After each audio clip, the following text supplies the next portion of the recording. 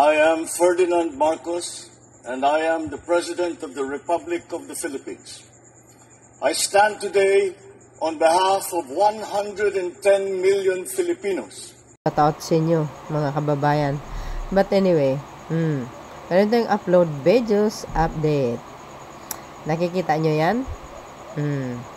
Bago dumating ang November 30, nagpakita po sila ng suporta sa mahal na Pangulong Marcos Jr. Yan po ang katotohanan. Gaano ba kalawak, kadami ang Marcos loyalists sa bawat lugar? Napakadami po yan, mga kababayan. Napakadami yan, mga kababayan. Kayang magpanalo ng isang presidente at ang isang senador. Ganon ang Marcos loyalists. O, yan yung sigaw nila, oh.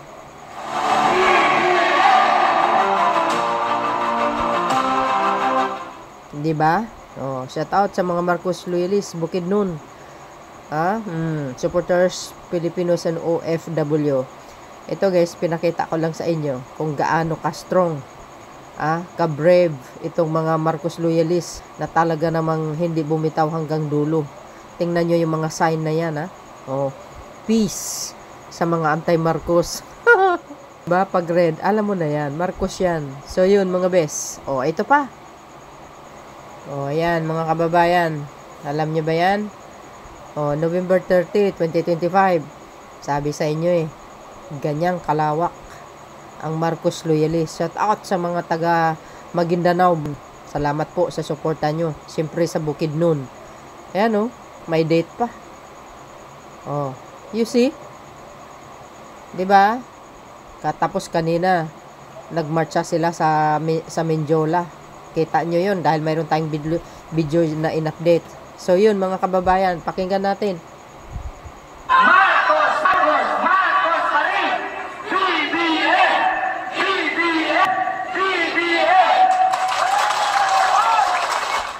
You see? You see? Oh, ito pa.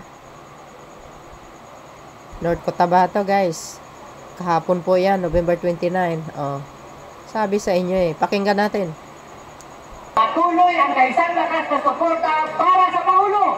Marcos! Marcos! Marcos pa rin! BBM! BBM! BBM! Oh, mga DDS, mayroon kayong ganyan? Ina-underestimate nyo, mga Marcos? Pag kami pumunta sa Luneta, baka lang Luneta, di ba? Oh, ito pa. Shout out sa mga taga North Cotabato.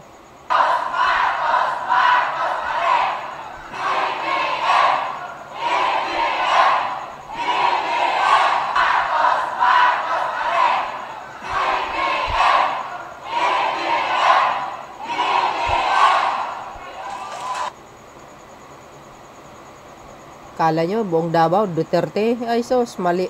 Nagkamali kayo. You see? Oh, tingnan nyo kung gaano kadami ang Marcos. Matindi yan.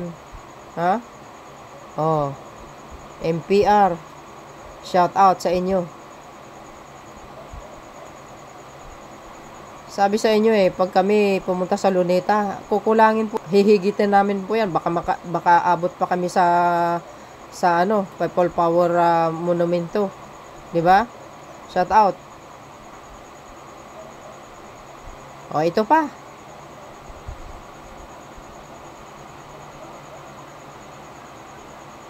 Solid OFW. Para kay PBBM. You see? Sabi sa inyo 'Di ba? Kasi hindi gusto ng PBBM ang impyerno, kundi magandang buhay para sa mga Pilipino. Pero si Sara at mga Duterte, ang gusto nila ay impyerno. Hindi kayo naloka. Ayan, shout out sa mga taga Guam. Shout out sa mga Marcos loyalists. I-greet natin guys sa buong mundo. Marcos loyalists sa buong mundo. Shout out po sa inyo. Sabi sa inyo kakaiba. 'Di ba? Ito pa. Sa langit, kami po'y sama-samang lumalapit sa inyo. O, 'di ba, guys? Nakita nyo 'yan, narinig nyo? Nagkaisa ang lahat. Para ipanalangin ng Pangulo. Hindi ko lang malaman kung saan banda to guys eh. Walang nakalagay. Nakalagay kasi dito, Protect PBBM. Pinagdasal pa siya. Wow. Diba? Shout out sa ating kaman. O, ito pa. O, ito. Yung talumpati ni Sir. O, sabi po dito. Galing. Alam mo yung ganda tong mensahe na ito. Minahal naming presidente. Ang kasunduluhan ay kasama ninyo para sa pagbabago. Ito po guys yung speech, no, ng isang opisyal ng AFP, no. Mariing tiniyak ni AFP Sergeant Master FCMS Feliciano Lasso na nanatiling matatag at tapat ang konstitusyon ang Armed Forces of the Philippines sa gitna ng umiinit na diskusyon tungkol sa mga panawagang government reset at withdrawal of support to sa administration. Ang loyalty nila talaga sa konstitusyon, siyempre sa mamayang Pilipino, especially yung commander-in-chief nila, kailangan nilang protektahan yan. Wala naman po legal na basihan para patalsikin ang Pangulo. Napakabait niya. At saka ang daming naitulong, my goodness. Hindi ba nakikita? Bulag ba kayo?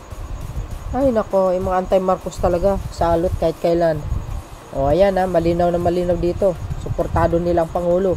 Sa kanyang talumpati, binigyan diin ni Lasso na walang puwang ang anumang pagdududa sa profesionalismo at pagkakaisa ng hanay ng militar.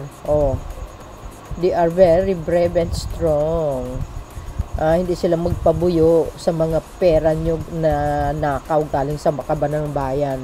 Mahilig sila magbayad yan di ba? Magsuhol para lang kumampi sa kanila. Yan ang ugali nila Ayon kay Lasso, nanatiling highly professional, disciplined, solid, united, and purpose, and undivided in service to the nation. Ang mga sundalo nga AFP kaugnay nito, muling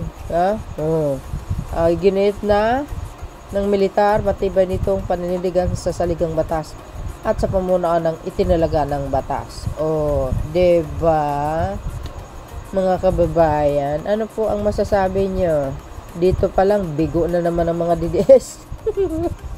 We affirm our pledge of unwavering allegiance to the flag, to the Constitution, and the duly constitution authorities, and that is you as our Commander-in-Chief. Sir, pahayag ng opisyal habang kaharap ang Pangulo. Yan malinaw po yan. Very malinaw na malinaw. Loyal sila sa Pangulo. That's it. Kaya wag na kayong mag-ambisyon. Wala kayong makuhang suporta. Nakailang rally na kayo. Bigong-bigo kayo. Kaya natatawa talaga ako. Nagpupumimilit pa kayo Dagdag pa niya na nanatilang AFP sa landas ng batas at hindi nadadala anumang impluensyang politikal. We always have full adherence to the rule of law. Remain political and fully committed to promoting a unity among the Filipino people. Ani po ni Lasso, habang nagtalumpastik siya guys. Our beloved President, Sir, our Commander-in-Chief, ang inyong kasundaluhan ay kasama ninyo para sa tunay na pagbabago. Wow. Wow na wow. Thank you guys for watching. Okay? And wow. Sobrang wow. To God be all the glory, mga kababayan. Maraming salamat sa once again. Maraming salamat sa ating sa sandatang lakas, sa lahat po ng militaris, sa hanay ng mga militaris, sa mga kapulisan. Maraming salamat po. Kung nakikita nyo guys, yung pinakita nating video, very organized yung mga pulis, yung barikada nila, grabe, ang ganda. Barbed wire na yun, ako. Pag nakahiga dun, sugat-sugat ka talaga. Hindi talaga makalapit yung mga salot Sa totoo lang, grabe. Dira mo 16,000. Kaya nagpapasalamat tayo sa Panginoon dahil walang kaguluhan kanina. Mga sagutan lang, okay lang, mild lang naman yun. Pero salamat tayo sa Panginoon guys. Talaga namang grabe ang pagkilos niya po sa Marcos administration. Sobrang blessed tayo sa kabila po ng lahat. So I hope itong mga salot na ito ay tumigil na lang, no? Kaya muli, protection and safety sa Pangulo, sa buong pamilya niya.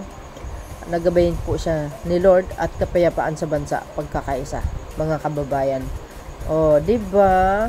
Ako'y natutuwa talaga, sa totoo lang. Thank you guys for watching. See you again on my next upload. Bye and baboos. God bless Philippines.